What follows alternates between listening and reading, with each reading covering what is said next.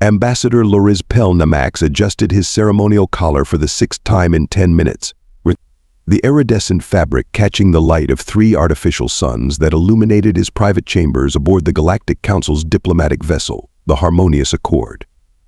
His 4-fingered hands trembled slightly, not from nervousness, of course. Galactic ambassadors of the Triloxian species simply did not get nervous. It was merely a biological response to the ship's slight gravitational fluctuations. Obviously. 347 diplomatic missions, Lorizz muttered to himself, his voice a melodious warble that echoed pleasantly in the chamber. I've negotiated peace between the methane-breathing Voldurians and the fire-worshipping Pyraxians.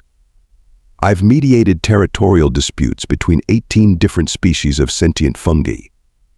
I've even convinced the hive-minded Zektor to allow individual thought on weekends. He chuckled at his own accomplishments while adjusting his collar a 7th time. A soft chime indicated someone at his door. Before Lorizz could even acknowledge it, the door slid open with a pneumatic hiss that seemed unusually urgent. Ambassador. The high-pitched, panicked voice of his assistant Grem punctuated the calm of the room like a sonic disruptor. The small, green-skinned Pyraxian practically tumbled in, all 6 limbs working independently, as if they couldn't decide which emergency to address first. In one of his hands, Grem clutched a small, shimmering container. By the 7 moons of Trilox, Grem. What could possibly warrant such a dramatic entrance? The humans aren't arriving for another 37 minutes, Lorizz said, his large, almond-shaped eyes narrowing with mild annoyance.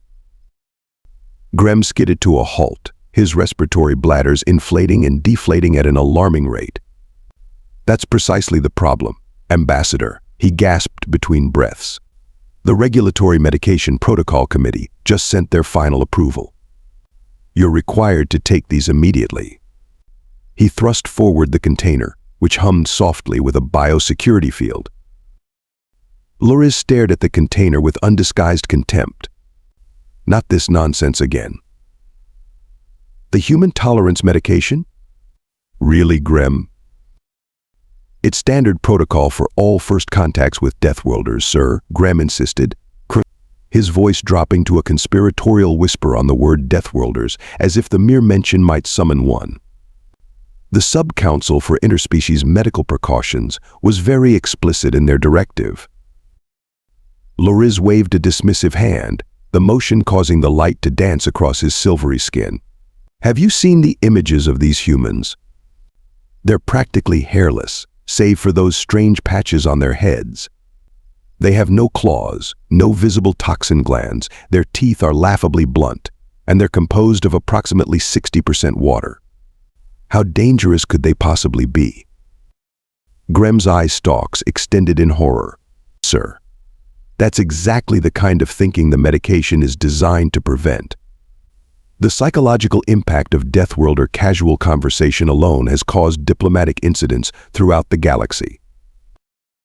Name one, Lorizz challenged, crossing his arms. The Rigelian ambassador who lost consciousness when a human mentioned they had once continued a diplomatic meeting despite having a minor skull fracture, Grem recited, clearly prepared for this objection. The Flaxian delegate who suffered acute anxiety paralysis when a human casually described how they walk around on their fractured planet's surface, despite constant exposure to solar radiation. Oh, and let's not forget the... Fine, Lorizz interrupted, reluctantly taking the container. But I maintain this is an overreaction. I've studied their transmissions extensively. They appear to be relatively reasonable beings who just happen to evolve on a slightly more challenging world. Grem's relief was palpable as the ambassador opened the container, revealing 3 small, pulsating pills that glowed with a soft blue light. All 3? Lorizz asked incredulously. The dosage is calibrated to your body mass and species-specific neurochemistry, sir, Grem explained, now in full bureaucratic mode. 1 for suppressing excessive adrenal responses, 1 for modulating neurological panic signals, and 1 for preventing spontaneous evacuation of waste sacks. Lorizz's head crest flared in embarrassment. That last one has never happened to me. It's just a precaution, sir. The Ziktik ambassador from last year's human encounter would have appreciated it, Grem said with devastating seriousness. With a dramatic sigh that rippled through his head crest, Lorizz placed all 3 pills on his ingestion membrane and watched them dissolve. They tasted faintly of bureaucratic inefficiency and wasted resources. There. Happy now? I've taken my dangerous human pills like a good little ambassador, Lorizz said, his tone drenched in sarcasm. I still think this whole protocol is ridiculous. I'm meeting diplomats, not facing their predators. A gentle vibration pulsed through the ship, signaling the arrival of another vessel. Grem's eye stalks shot up in alarm. They're early. Humans are always early when the galactic standard expectation is fashionable lateness. He frantically straightened his own ceremonial sash. How do you feel, sir? Is the medication working? Lorizz was about to deliver another sarcastic retort when he noticed that, indeed, the usual pre-meeting flutter in his secondary heart had quieted. I feel surprisingly calm, actually. Excellent, Grem chirped. That means when the human tells you they once survived having their abdomen cut open for something called appendix removal surgery, and then went back to work the next day, you won't embarrass the council by fainting. They do what to themselves? Lorizz exclaimed, feeling a momentary spike of horror that quickly dulled to a mild concern, thanks to the medication. Oh my, Grem said, his voice tinged with genuine worry. We might need to increase your dosage. The diplomatic reception hall had been hastily converted into what Lorizz could only describe as a medical briefing room. Holoprojectors hummed to life, displaying anatomical diagrams of humans alongside charts filled with warning symbols that seemed excessive even by Galactic Council standards. Medical Officer Bentia Jum stood at the center of it all, her tentacle-like appendages gracefully manipulating the holographic displays. The Aquilian physician's skin shimmered with bioluminescent patterns that indicated professional excitement or possibly mild alarm. With Aquilians, it was often difficult to tell the difference. Ambassador Pel-Namax. I'm pleased to see the initial dose has been administered, she said, her voice bubbling like water through a filter. How are you feeling? Any dizziness? Euphoria? Sudden urge to hug dangerous predators? Lorizz sighed. I feel perfectly normal, Dr. Jum. Perhaps slightly more tolerant of bureaucratic nonsense than usual. Excellent. That's the tertiary effect of the alpha compound, she beamed, apparently missing his sarcasm entirely. Now, we have approximately 15 minutes before the human delegation docks. That gives me just enough time to brief you on what exactly is happening in your neurochemistry right now. Grem, who had positioned himself strategically near the exit presumably for a quick escape, if needed, nodded encouragingly. Dr. Jum tapped her control pad, and the holographic display zoomed in on what appeared to be a simplified model of a Triloxian brain. The human tolerance medication has 3 primary components. The first targets your amygdaloid cluster, preventing what we call the "oh no, we're all going to die" response when exposed to casual human conversation. I've never had an "oh no, we're all going to die" response in my life, Lorizz protested. That's what Ambassador Kluxnar said, Jum replied cheerfully, right before he liquefied his fear glands during the Great Coffee Incident of 2189. Before Lorizz could inquire about this ominous-sounding event, Jum continued. The second component regulates adrenaline spikes, preventing the fight or flight, though let's be honest. With humans, it's mostly flight response. This keeps your heart rate stable when a human inevitably mentions something horrifying with a smile. Like what? Lorizz asked, genuinely curious despite himself. Jum's skin flashed a pattern that translated roughly to, "I'm so glad you asked," and brought up a new display titled Common Human Casual Statements That Cause Diplomatic Incidents. For example, she said, highlighting one entry, a human might mention they broke their leg while participating in something called skiing, voluntarily sliding down frozen water on slim planks for entertainment, and then walked it off, because they didn't want to waste a good vacation day. Grem made a small squeaking sound from his corner. The third component. Joom continued, seemingly delighted by Grem's reaction, prevents spontaneous nervous system collapse when confronted with visual evidence of human resilience. And this is particularly important if they show you pictures from their extreme sports activities, or cosmos forbid, their medical procedures. Lorizz felt a mild wave of nausea, quickly suppressed by what he assumed was the medication. Surely these are exceptional cases, not representative of the species as a whole. Dr. Joom's bioluminescence dimmed slightly, the Aquilian equivalent of a sympathetic head shake. "Oh, Ambassador. Before the medication protocol was implemented, we lost 3 diplomats in 1 week to what we now call the handshake incident."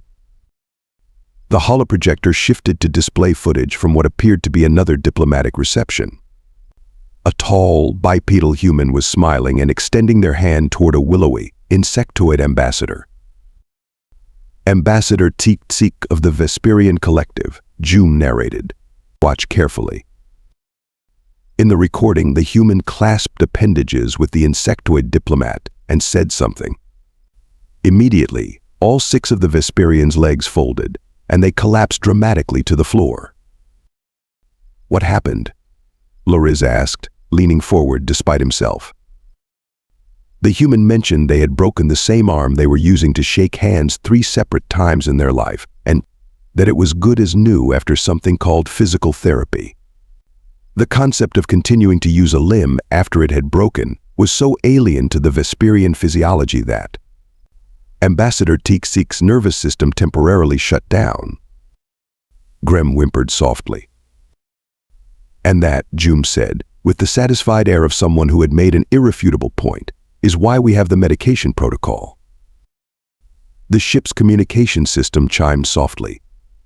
"Human delegation shuttle docking in T-5 minutes," announced the ship's AI in a soothing voice. "Perfect timing," Dr. Joom said, deactivating the holographic displays with a flourish of her tentacles. "Any questions, Ambassador?" Lorizz straightened his ceremonial collar for the 8th time.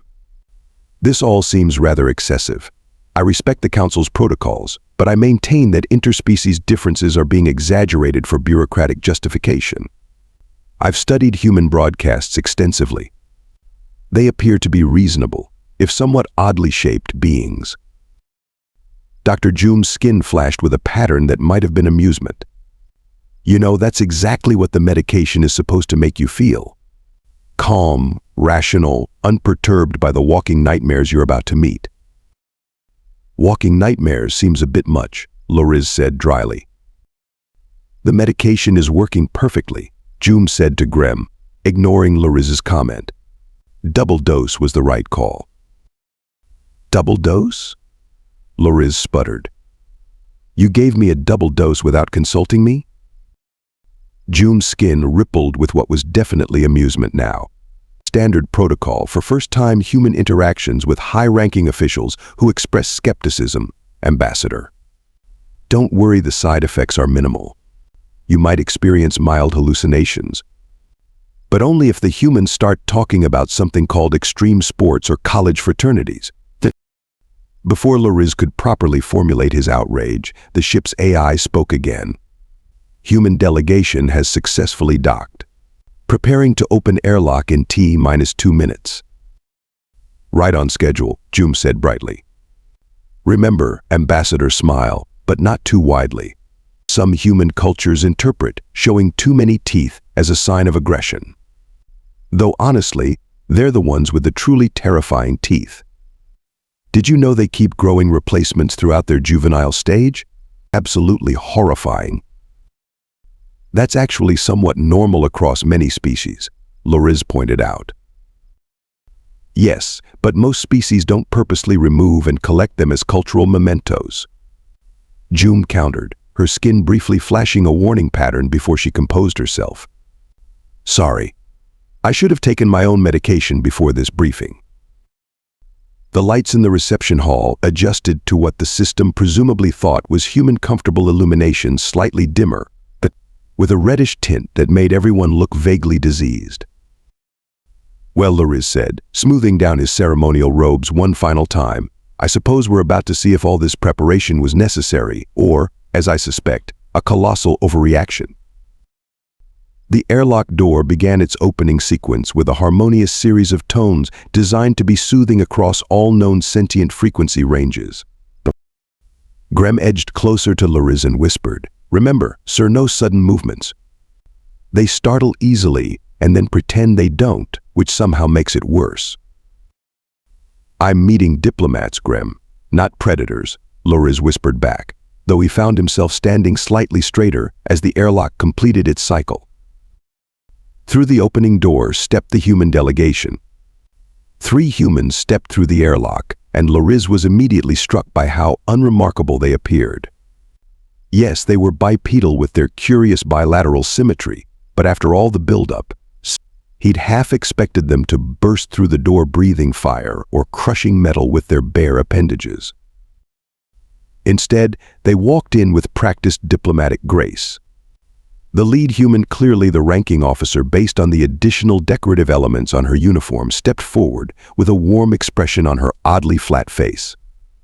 "Ambassador Pel-Namax," she said, her voice surprisingly melodious for a species without resonance chambers. "I'm Captain Amelia Blackwood of the Earth Diplomatic Corps. Thank you for hosting us aboard the Harmonious Accord." She gestured to her companions. "Allow me to introduce Lieutenant Marcus Tanner, our xenobiological liaison, and Dr. Priya Kapoor, our cultural exchange specialist." Lorizz extended his primary greeting limb in the universal gesture of diplomatic welcome.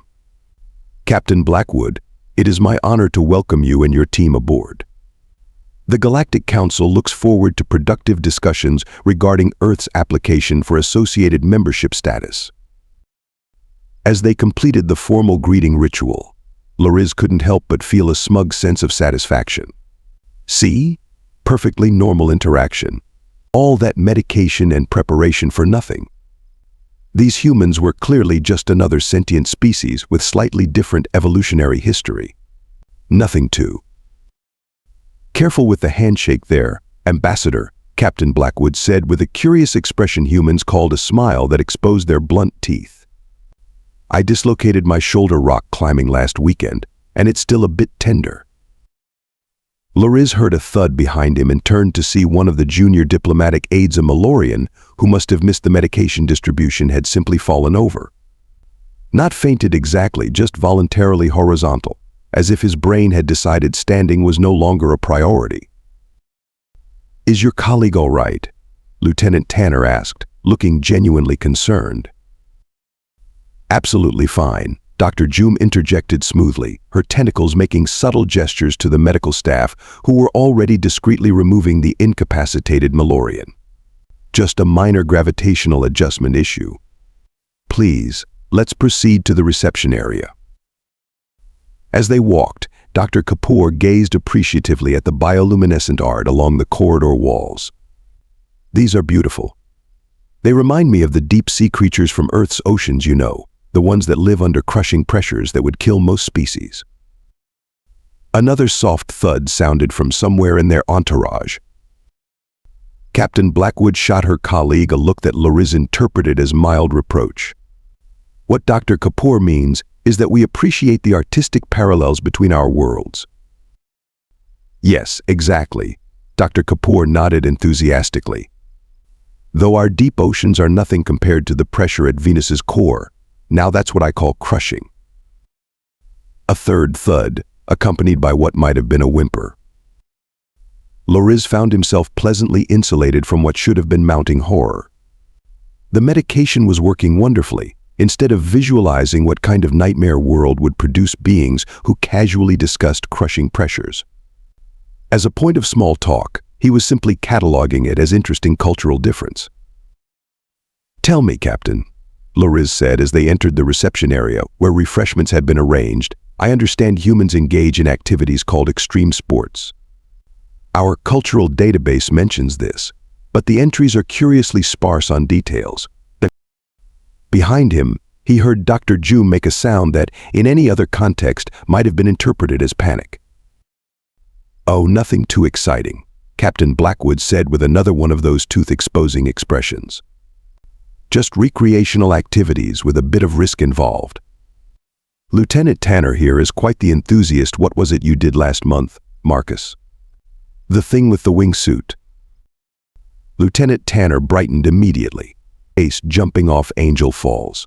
Absolutely magnificent. You basically jump off a perfectly good cliff, wearing what amounts to a thin membrane between your limbs that barely slows your fall. And then you try not to hit anything on the way down at terminal velocity." He pulled out a small device, presumably to show images, and Lorizz heard what sounded like multiple bodies hitting the floor behind him. "Perhaps we should save the extreme sports stories for after the formal introductions," Captain Blackwood suggested gently, placing a hand on her lieutenant's arm. "Right, sorry," Tanner said, looking genuinely abashed. "I forget sometimes that not everyone finds the prospect of free-falling 2,000 feet exhilarating." Lorizz's medication-stabilized mind translated this casual reference to what should have been certain death into a simple cultural peculiarity. How efficient. "Captain Blackwood," he said, grateful for his pharmaceutical calm, "I'm curious about Earth's environmental conditions. Our preliminary research indicates your planet experiences rather dynamic weather patterns." Grem, still admirably upright though noticeably paler than his usual green, made a small noise that might have been a warning. "Oh, you mean the hurricanes and tornadoes?" Captain Blackwood said casually, accepting a beverage from a serving drone. "Yes, they can be quite spectacular. We lost our family home to a tornado when I was a child, watched it fly away piece by piece. Quite formative, actually. That's probably why I joined the space program after you've seen a house disintegrate around you. The vacuum of space seems rather predictable by comparison." She laughed warmly, as if she'd just shared a charming anecdote about a mild inconvenience rather than surviving what sounded to Lorizz's increasingly concerned mind like a planetary cataclysm. Lorizz nodded politely, feeling the medication working overtime to suppress what would otherwise be mounting horror. "How resilient your species must be," he managed, proud of his composure, while noting that their diplomatic party had mysteriously shrunk by at least a third. Captain Blackwood smiled diplomatically. "We're looking forward to learning more about Triloxian resilience as well. I understand your species can regenerate limbs. That must be convenient. Only in our juvenile stage, and it takes several standard years," Lorizz clarified. "Nothing as impressive as continuing to function after a home disintegration event. Well, what doesn't kill you makes you stronger, as we say on Earth." Dr. Kapoor added cheerfully. Another thud from somewhere in the back of the room. The formal dinner was set in the Grand Harmony Chamber, the most prestigious venue aboard the Harmonious Accord. Bioluminescent chandeliers cast a gentle, shifting glow over the gathering of diplomats. The central table, carved from rare resonant crystal that hummed softly when conversations reached perfect diplomatic harmony, was set with the finest serving implements from 24 worlds. Ambassador Lorizz took his place at the head of the table, with Captain Blackwood positioned in the guest of honor seat to his right. The human delegation had been strategically interspersed among the alien diplomats, a standard practice meant to encourage cultural exchange. In retrospect, Lorizz would later think, perhaps segregated seating might have been wiser. "Before we begin," Lorizz announced, rising to his full height as protocol demanded, "I would like to formally welcome our human guests and acknowledge the representatives from our member worlds." He gestured gracefully toward a willowy being with crystalline appendages. Ambassador Kix Tal of the Luminari Conclave. Next, to a vaguely gastropod-shaped diplomat whose environmental suit emitted a gentle mist, High Commissioner Blore of the Mist Collective. And finally, to a compact, chitinous being whose mandibles clicked appreciatively at the introduction, and Hive Speaker Zezarek of the Vesperian Unity. With introductions complete, serving drones glided forward, presenting the first course, a delicate arrangement of synthesized protein structures designed to be compatible with all present physiologies. "This looks wonderful," Lieutenant Tanner said, examining the iridescent appetizer with genuine interest. Though I should mention I'm slightly allergic to synthetic proteins. Nothing serious, just some minor throat swelling and possibly hives. Live speaker Zuzrak's mandibles froze mid-click. You'll eat it despite an allergic reaction? Commissioner Blore asked, his misting apparatus accelerating slightly. Oh sure, Tanner said casually, already placing a portion in his mouth. It's not anaphylaxis or anything life-threatening. I've got antihistamines in my pocket if it gets uncomfortable. No sense making a fuss over diplomatic dinner. The resonant crystal table's harmonic hum faltered noticeably. Captain Blackwood smoothly redirected the conversation. Ambassador Pel-Namax, the architecture of this vessel is truly remarkable. The integration of biological and mechanical systems reminds me of some of our more advanced Earth structures, though obviously, yours have the advantage of not needing to withstand regular seismic activity. Seismic activity? Ambassador Kixtal inquired, the crystalline facets of their face catching the light in patterns that suggested growing concern. Lorizz noted that Kixtal had pointedly refused the medication protocol, claiming their crystalline physiology was incompatible with such chemical interventions. Many suspected it was actually a point of pride. Oh yes, Dr. Kapoor joined in enthusiastically. Parts of Earth are constantly shaking and shifting. We build our cities right on top of fault lines where tectonic plates collide. Sometimes the ground just opens up and swallows entire structures. How interesting, Kixtal responded, their voice tinged with growing horror despite their obvious attempt at diplomatic composure. And your species continues to build settlements in these locations? Absolutely. Dr. Kapoor continued, oblivious to the effect her words were having. Some of our most populous cities are built in zones virtually guaranteed to experience catastrophic earthquakes. We just engineer around it. The table's harmonic resonance dropped an entire octave. Lorizz felt a curious sensation like his horror was trying to surface through the medication, manifesting as a mild tingling in his secondary nervous system. He made a mental note to thank Dr. Joom for the double dose. Speaking of engineering challenges, Lieutenant Tanner chimed in between bites of his potentially allergenic appetizer. I spent my leave last month free climbing El Capitan in Yosemite. Absolutely magnificent experience. Free climbing? High Commissioner Blore inquired, their misting now continuous rather than intermittent. Yes, it's when you scale a vertical rock face using only your hands and feet, Tanner explained cheerfully. No ropes, no safety equipment, just you, your body, and a sheer cliff face about 3,000 feet high. A crack appeared across one of Ambassador Kixtal's decorative crystalline appendages. Marcus is being modest, Captain Blackwood added with obvious pride. He completed the climb with a recently healed broken finger. The doctors advised against it, of course, but you know how climbers are. The crack on Kixtal's appendage extended visibly. The serving drones, programmed to recognize signs of physiological distress, began circulating with beverages specifically formulated to reduce anxiety across various species. Lorizz noticed that at least 3 different diplomats accepted these drinks with trembling appendages. It was nothing compared to Captain Blackwood's accomplishments, Tanner deflected with admirable modesty. Did you know she completed her final space qualification exam with a punctured lung?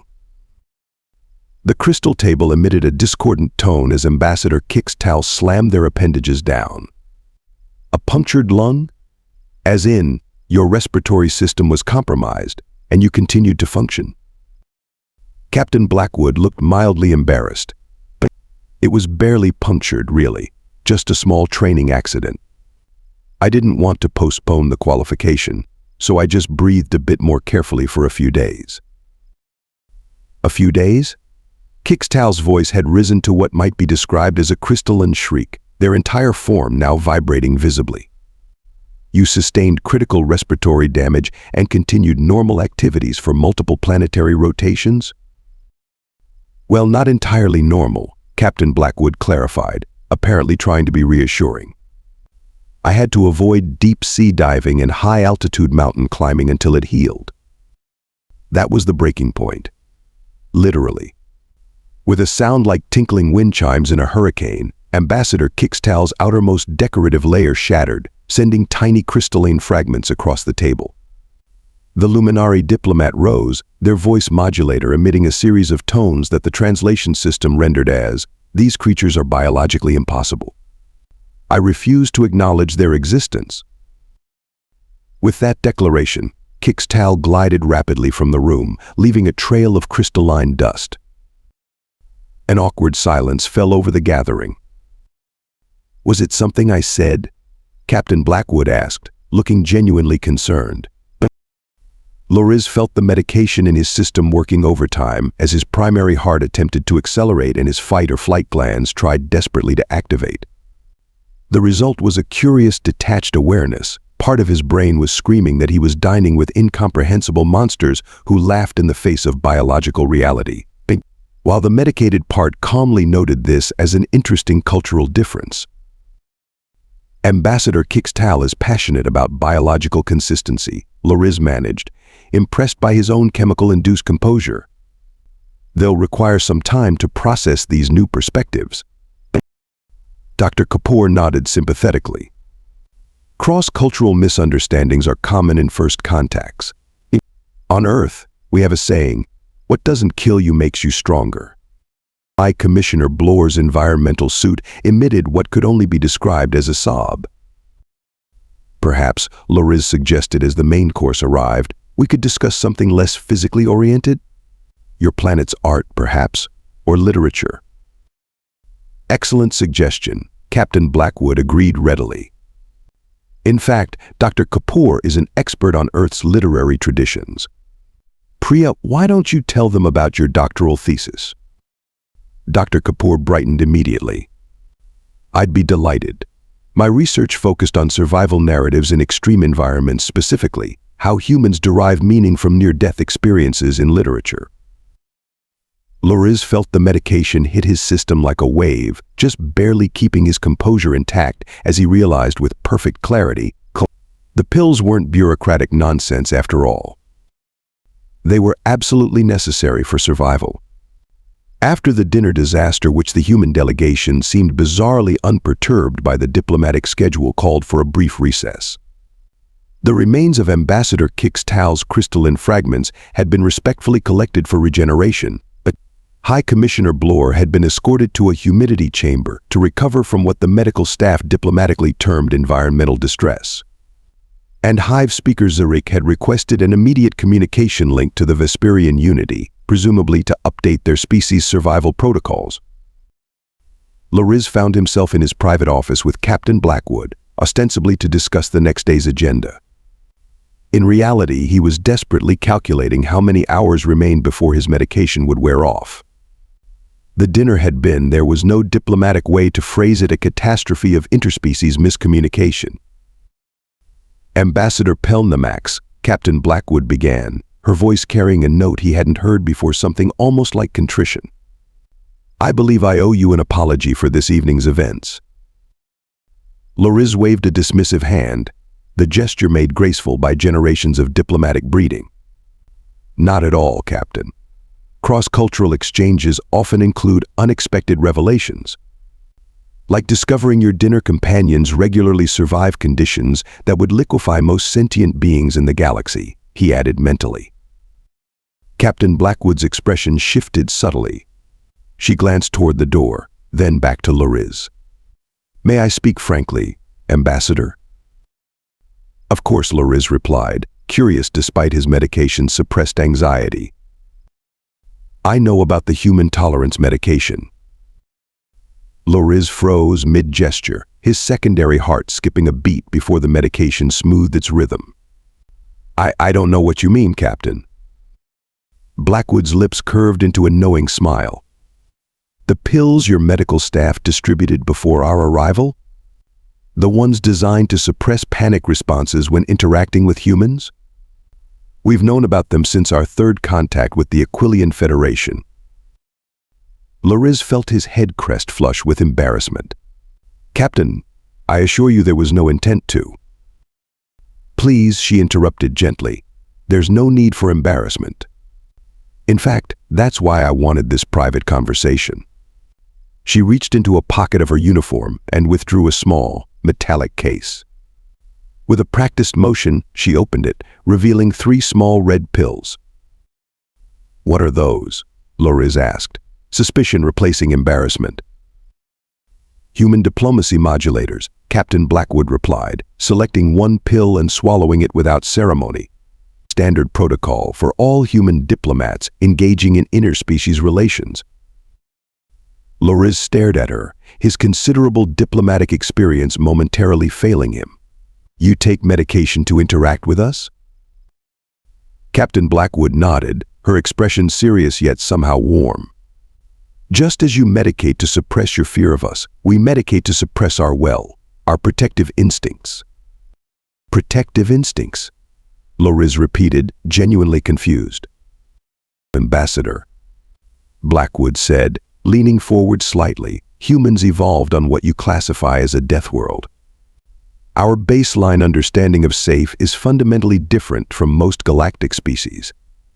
But it's more than that. When we encounter beings we perceive as more vulnerable than ourselves, we develop almost overwhelming protective urges. She sighed, a curiously human expression of complex emotion. The first time a human diplomatic team met with Aquilian representatives, one of our diplomats instinctively tried to save an Aquilian from what she perceived as drowning. It was simply their natural respiration process. Another human diplomat nearly caused an interstellar incident by attempting to warm up a Cryosan delegate who was perfectly comfortable at temperatures that would freeze human blood solid. Lorizz found himself fascinated. So your medication suppresses our instinct to protect, shelter, and frankly, coddle species that seem fragile to us, Blackwood finished. Without it, we'd be constantly fighting the urge to, bubble wrap the entire galaxy. Bubble wrap? Lorizz questioned, his translator struggling with the concept. It's a protective material we use to prevent delicate items from breaking during transport, she explained, then grimaced slightly.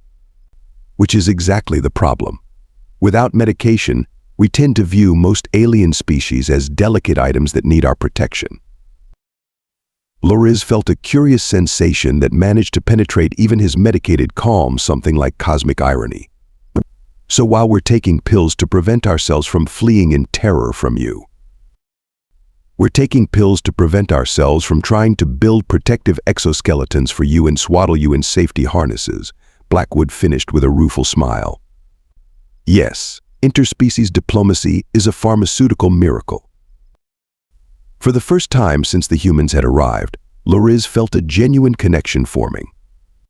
Your Lieutenant Tanner, the one with the allergies and the free climbing, forgot his 2nd dose at dinner, Blackwood confirmed. His protective instincts are relatively mild, so he compensates by trying to normalize dangerous activities, essentially trying to make your species feel more capable by comparison. It's well-intentioned but counterproductive. And Dr. Kapoor, with her survival narratives. Double the usual dose, actually, Blackwood said with a small laugh. She has particularly strong nurturing instincts. Without medication, she once tried to convince an entire delegation of Rigelian ambassadors to wear what she called adorable little helmets around their ship. Lorizz found himself laughing a genuine, unmedicated laugh that rippled through his head crest. And all this time, I thought the medication protocol was bureaucratic nonsense. To be fair, Blackwood said, joining his laughter, it is bureaucratic. But it's not nonsense. She extended her hand in the human greeting gesture, and this time Lorizz took it with new understanding. To pharmaceutical diplomacy, Blackwood offered. To pharmaceutical diplomacy, Lorizz agreed, feeling a strange new emotion that even the medication couldn't suppress, something humans might call kinship. As their hands clasped, Lorizz suddenly remembered something. Captain, if I may ask, was your lung really punctured during your qualification exam? Captain Blackwood's expression turned sheepish. Ah, well, perhaps slightly more than barely punctured. I may have coughed up blood for a few days, but it was just the one lung. The other was functioning perfectly fine. Even through his medication, Lorizz felt faint.